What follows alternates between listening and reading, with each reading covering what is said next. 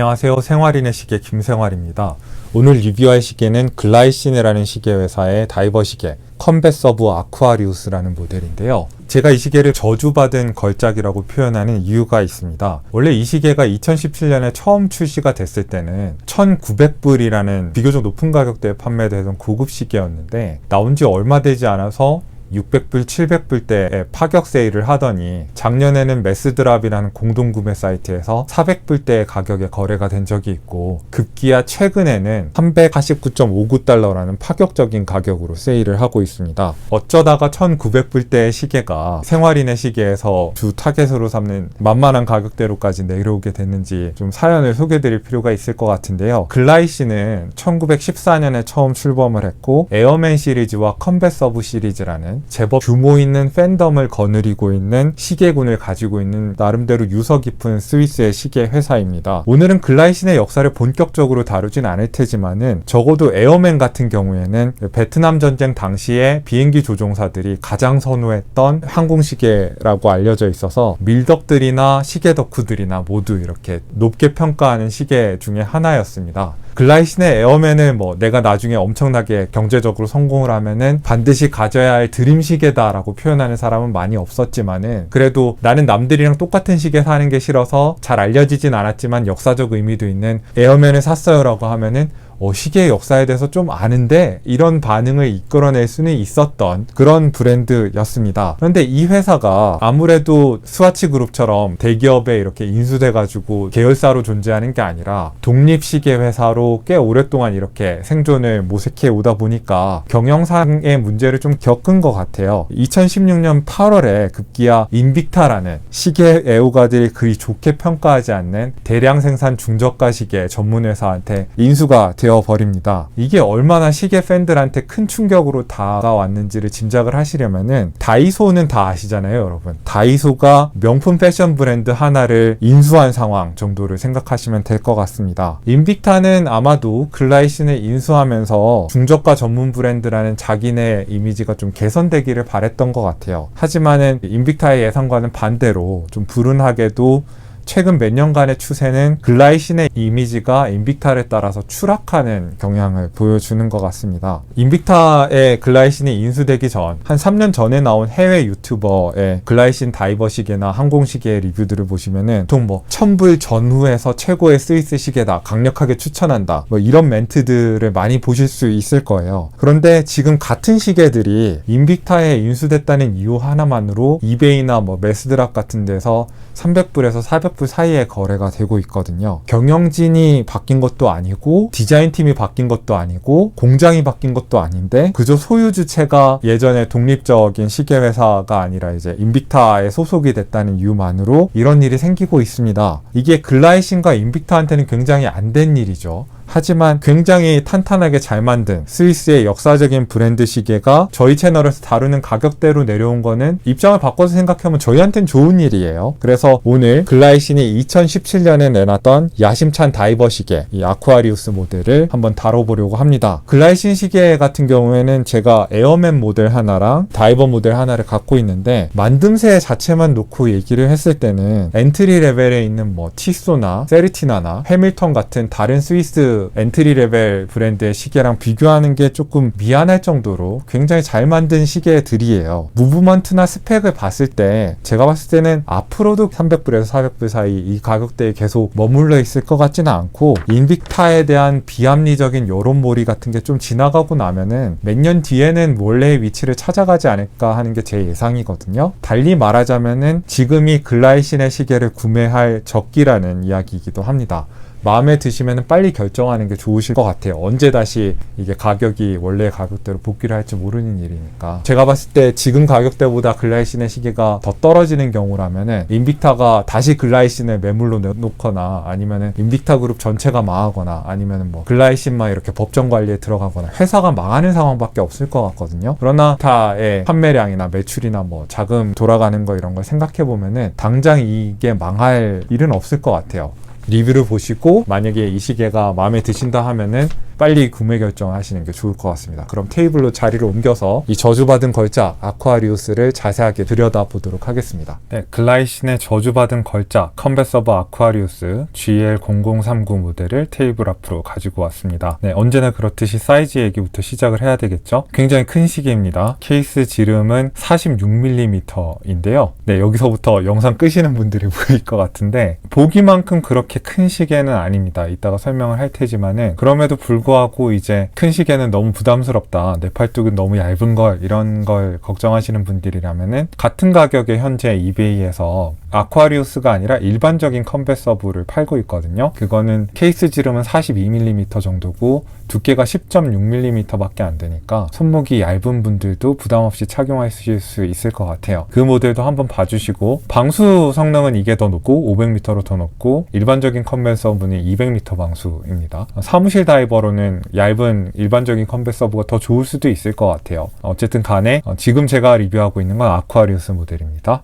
이 용두가 굉장히 커서 이 용두까지 포함한 너비는 51mm고요. 그 다음에 러그 투 러그 사이즈가 54mm입니다. 이 굉장히 큰 게 아닌가 걱정을 하실 분들이 분명히 있을 텐데, 보시면은 러그가 직선으로 선 게 아니라 완전히 손목을 감싸주듯이 구부러져 있어요. 그래서 이렇게 차면은 손목을 이렇게 감싸주고 있습니다. 제 손목이 7인치 정도인데도 이게 꽉 차기보다는 러그가 이렇게 손목 밑으로 내려가기 때문에 실제로는 러그 투 러그가 54mm나 되는 시계라고 느껴지지 않아요. 그냥 러그가 없는 시계처럼 느껴집니다. 이 시계줄의 형태나 러그의 형태 때문에. 제 생각에는 손목의 이 두께를 쟀을 때 6.5인치 이상 되시는 분들은 무리 없이 차실 수 있을 것 같아요. 다만 뭐 개인적인 선호가 손목에 비해서 좀 큰 시계는 선호하지 않는 편이다라고 하면은 뭐 제가 강요를 할 수는 없죠.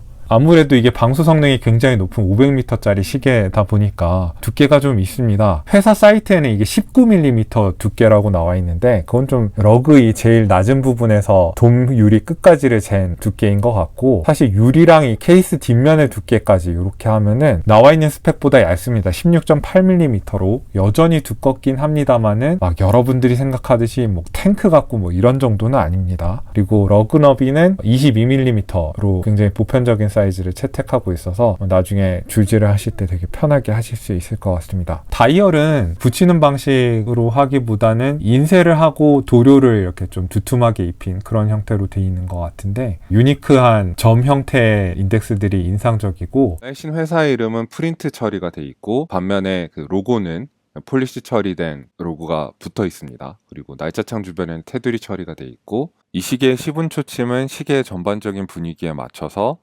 가늘고 얇은 폴리시 처리된 시분 초침을 채택을 하고 있고요. 24시간 표시가 이렇게 적용이 돼 있고, 그래서 약간 필드 시계 같은 느낌도 들고, 가장자리를 돌아가면서 분과 초를 나타내는 60개로 쪼개진 눈금과 10분 단위로 이렇게 숫자들이 들어가 있습니다. 그래서 전반적으로 가독성을 잃지 않으면서 시계의 단정한 느낌 같은 걸 유지하려고 노력을 많이 한 흔적이 보입니다. 이 케이스를 보시면은 정면은 전부 브러쉬 처리가 돼 있고 각진 부분이 없이 유선형으로 이렇게 케이스 정면 부분이 생겼습니다. 이 케이스가 휘어지는 각도에 따라서 고무 스트랩도 같이 휘어지는 그런 유선형의 러그 형태를 가지고 있고, 이렇게 동그랗게 브러쉬 처리가 돼 있는데, 동그랗게 브러쉬 처리가 돼 있는 시계들이 브러쉬 상태가 굉장히 거친 것들만 봤는데 이거는 브러쉬를 굉장히 잘고 예쁘게 곱게 잘 해놨습니다. 측면은 반짝반짝거리는 폴리시 처리가 돼 있고요. 색상은 인덱스는 흰색이고 매트한 블랙 다이얼에 베젤도 매트한 세라믹 다이얼을 채택하고 있어서 마치 무슨 흑백 영화를 보는 것 같은 그런 꽈백의 조화를 보여주고 있습니다. 여기 다이얼에 들어간 아쿠아리우스라는 제품명을 제외하고는 다른 색깔이 전혀 사용되지 않았어요.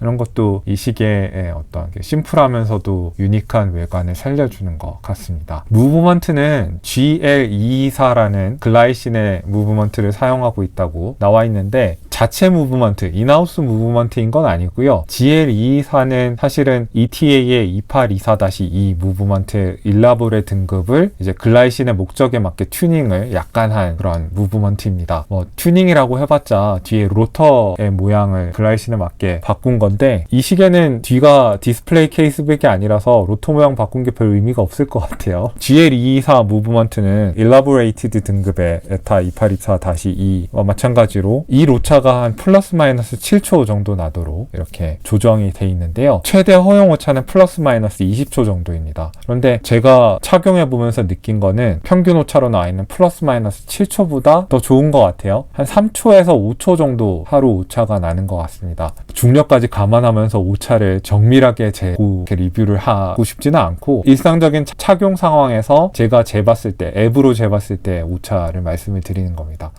네, 1시간에 28,800회 1초에 8번 진동하는 고진동 무브먼트답게 초침의 움직임은 굉장히 부드럽고요. 그 다음에 이제 용두를 풀어보도록 하겠습니다. 용두를 풀어보면은 굉장히 부드럽게 용두가 풀리고요.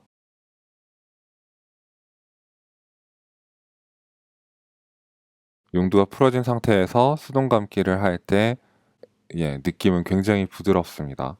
굉장히 부드럽게, 실키하다는 표현이 어울릴 정도로 부드럽게 돌아갔고, 용두를 반쯤 뽑았을 때 날짜창이 돌아가는 정도는 굉장히 정확하게 클릭하는 느낌이 들면서 이제 날짜창이 돌아가고, 용두를 완전히 뽑았을 때는 해킹이 됩니다. 그리고 적당한 속도로 이렇게 시분침이 돌아가는 거를 느낄 수가 있습니다. 용두의 움직임은 흠잡을 데가 없는 것 같아요. 굉장히 부드럽고 편안하고 모든 것들이 다 기대하는 대로 되고, 용두를 다시 집어넣는 과정도 나사선이 제가 아는 어떤 다이버 시계보다 부드럽게 잘 파여 있는 것 같아요. 굉장히 스무스하게 들어간다는 느낌이 들고, 그리고 완전히 다 잠궜을 때 글라이신의 로고가 이렇게 똑바로 서 있는 이런 모습도 굉장히 인상적입니다. 매트하게 처리된 까만색 세라믹 베젤인데, 이런 까만색 세라믹 베젤은 롤렉스의 요트마스터 같은 고가 시계에도 적용이 돼 있죠. 굉장히 고가 시계 아니면 이렇게 생긴 세라믹 베젤을 보기가 힘든데, 제가 느낌을 보여드릴게요. 이거는 포이보스라는 그 시계 회사에서 나온 웨이브 마스터라는 타입인데, 이 경우에는 세라믹이 굉장히 번쩍번쩍한 그런 재질로 돼 있죠. 뭐 기스가 안 난다는 점, 스크래치, 흠집에 절대적으로 강하다는 점은 공통점이지만은 이 세라믹 베젤은 번쩍번쩍하게 돼 있고, 얘는 매트한 처리입니다. 베젤의 인덱스들은 이렇게 양각으로 처리를 해놨는데, 이것도 굉장히 실제로 보면 고급지게 느껴집니다. 플라스틱으로 된 베젤이랑 비교하면은 이런 느낌의 차이가 있고요. 스테인레스 스틸에 아무 색깔이 들어가지 않은 브러쉬 처리된 베젤이랑 비교해 보시면은 이런 느낌의 차이가 있고, 스테인레스 스틸에 이제 색깔이 칠해진 베젤이랑 비교해 보면 느낌 차이가 이렇습니다.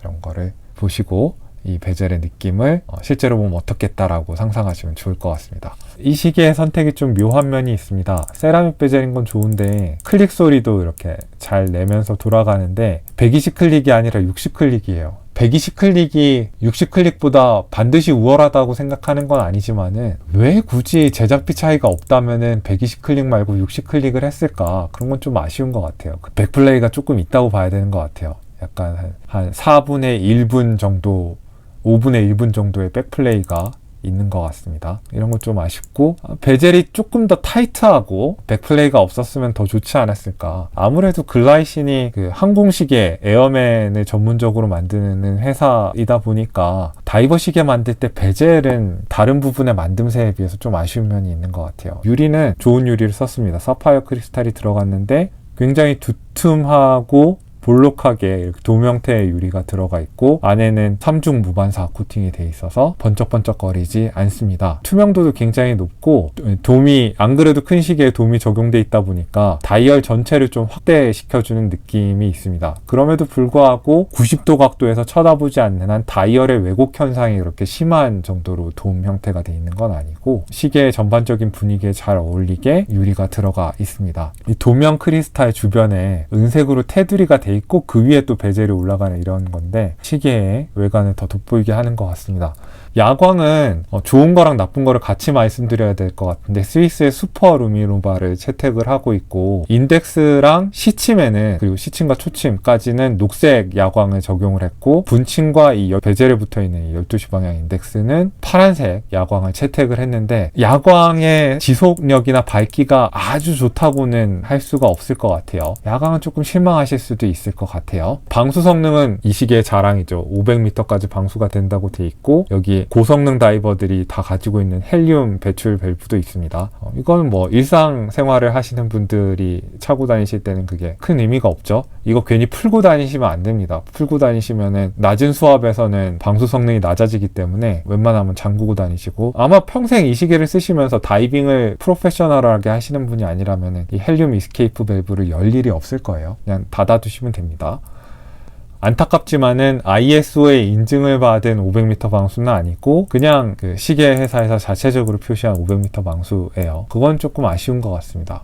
이 시계의 또 다른 자랑이 이제 케이스백인데 케이스백에 굉장히 멋있는 그림이 있고 시계의 사양 같은 게 적혀 있는데 그림이 어처구니 없이 다른 방향으로 돌아가 있지 않고 이렇게 정면을 똑바로 서 있고 나사가까지 끼워놓고 굉장히 튼튼하게 케이스백의 잠군 상태를 만들려고 노력한 흔적이 보여요. 케이스백에 굉장히 깊은 음각이나 양각 처리를 해놓으면은 손목에 차고 있을 때 굉장히 불편하잖아요. 눌려가지고. 불편하지 않은 정도에서 적당한 깊이로 이렇게 그림을 넣으려고 한 거, 정교한 그림을 넣으려고 한 거 이런 건 높게 평가해주고 싶습니다. 저는 고무 스트랩을 진짜 싫어하거든요. 어떤 시계든지 고무 스트랩이 들어가면은 가격에 비해서 많이 싸 보인다 이런 그 가치관을 갖고 있는데 이 글라이신의 아쿠아리스 시계는 예외라고 해야 될 것 같아요. 케이스랑 일체형으로 러그의 분위기에 이렇게 딱 맞게 각도를 맞춰가지고 이렇게 들어간 밴드고 제가 본 어떤 실리콘 밴드보다 부드럽고 착용감이 좋아서 찼을 때 피부에 착 달라붙는 느낌이 들어요. 굉장히 편한 느낌이 들고 사이즈 조정할 때 굉장히 신중하게 조정을 하셔야 되고 만약에 자기 손목 사이즈보다 더 잘났을 때는 복구가 불가능하다는 점을 감안을 하시고 진짜 일일이 차보면서 이렇게 자르시길 권유를 드리고 싶습니다. 버클은 버터플라이 형태의 버클이 들어가 있는데 이중 잠금 방식은 아니에요. 하지만은 이렇게 딱 닫으면은 잘 잠긴 느낌이 들고 굳이 이중 잠금 장치가 필요하다는 생각이 들지 않고 다이버스 익스텐션이라고 해서 이제 잠수부들이 잠수복 위에도 시계를 찰 수 있게끔 이렇게 시계줄이 늘어나는 기능이 있는데 이 다이버스 익스텐션은 제가 본 어떤 시계보다도 편하게 늘어나고 줄어듭니다. 그냥 늘릴 때는 여기 있는 레버를 안쪽으로 잡아 당기면서 이걸 벌리면은 늘어나고요. 그 다음에 줄일 때는 그냥 누르면 됩니다. 밖으로 막 이렇게 내가 원하지 않은 만큼 막 늘어나고 이런 건 없고 사실 다이버 아니면 다이버스 익스텐션이 필요 없다고들 많이 생각하시는데 저는 아침 저녁으로 손목 두께가 막 달라지는 사람이거든요. 굉장히 붓고 가라앉고 이런 게 심해가지고 부었을 때는 이렇게 좀 열어놨다가 저녁 때는 이렇게 닫아놓고 이렇게 쓰고 있습니다. 이거 굉장히 편하고요. 실리콘 밴드의 길이에 비해서 버클의 길이가 조금 긴 것 같은 느낌이 있긴 합니다. 그런 건 조금 스트랩에서 아쉬운 부분인 것 같아요. 근데 버클에 있는 글라이신 로고라든지 브러쉬의 상태나 이런 거는 어찌나 고운지 한때 이 시계가 정말 비싼 시계였다는 거를 짐작할 수 있게끔 이 케이스 정면에 적용된 브러쉬나 이쪽에 적용된 브러쉬는 너무 감동스러울 정도로 좋습니다. 이 시계의 가성비는 $1,900일 때는 가성비가 좋은 시계라고 말하긴 힘들죠. 근데 지금 이게 $350 수준까지 내려왔잖아요. 50만 원 넘게 주는 일은 없을 것 같아요. 관 부가세까지 다 합쳐서. 엔트리 레벨의 스위스 다이버 시계 품질이 아니고 그것보다 더 좋은 건데도 엔트리 레벨 스위스 다이버 시계보다 더 싸고 뭐 이 가격이면 거의 뭐 세이코의 다이버 시계급인데 스위스 에타 2824-2의 엘라보레 등급 무브먼트를 사용을 하고 500m 방수에 뭐 사파이어 크리스탈에 무반사 코팅도 이렇게 잘 돼 있고 스트랩도 이렇게 좋고 봤을 때는 뭐 가성비는 이 가격이 유지만 된다면은 거의 뭐 타의 추종을 불허하는 수준이지 않나. 7인치 정도의 제 손목에 이 시계는 이렇게 보입니다. 네. 아까도 말씀드렸듯이 러그가 굉장히 공격적으로 손목의 라인에 따라서 이렇게 꺾이는 그런 디자인이기 때문에 러그가 거의 없는 형태의 시계라고 생각하시고 보시면 될 것 같아요. 제가 손목이 7인치밖에 안 되지만은 이 시계를 자신있게 주문한 이유가 에어맨을 사용해 보니까 글라이신의 시계들이 러그가 이렇게 급격하게 꺾이는 디자인을 채택을 하고 있어서 실제 사이즈에 비해서 많이 작아 보이더라고요. 손목에 차보면은. 예컨대 제가 이 시계를 43mm 사이즈의 필슨 시계랑 옆에 놓고 봐도 필슨 시계의 러그 투 러그는 한 51mm, 52mm 정도 될 것 같은데 더 짧지만은 러그가 직선으로 뻗어 있으니까 43mm인 이 시계랑 46mm인 이 시계가 손목 위에서 사이즈의 차이를 그렇게 크게 보인다는 느낌이 들지가 않잖아요. 46mm여도 43mm, 44mm 하는 다른 다이버 시계에 비해서 더 큰 시계라고 느껴지진 않는 시계라는 거를 말씀을 드릴 수 있을 것 같습니다. 네, 야외에서 자연광 앞에서 이 시계가 어떤 느낌이 나는지 궁금해하실 분들이 많을 것 같아서 자연광 촬영도 하고 왔고요. 이런 느낌을 확인하고 가시면 좋을 것 같고,